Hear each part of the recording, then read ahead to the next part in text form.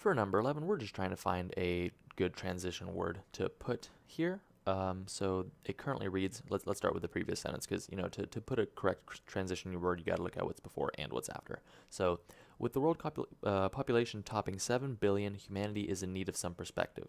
Therefore, we should continue to support NASA. Okay. So as it is, doesn't sound bad, right?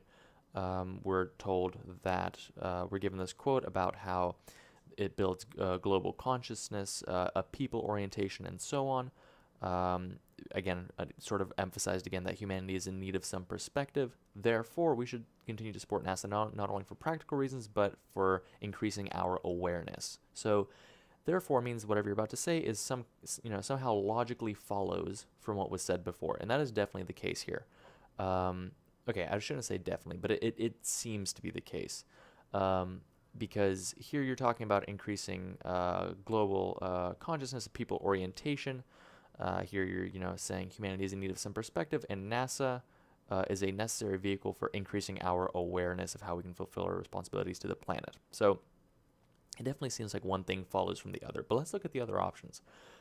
B, instead. Instead means whatever you're about to say is, somehow an alternative to what was said before, and that isn't really the case here. There's nothing offered here that is in place of something said before. So instead isn't what we want.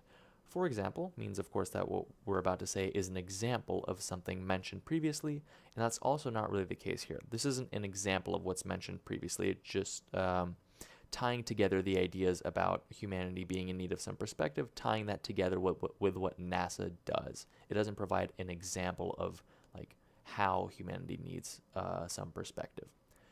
And lastly, D, however means whatever you're about to say is in some way contrary or contradicting what was said before, and that's also not the case here. This definitely flows logically, and there isn't any tension between these two sentences.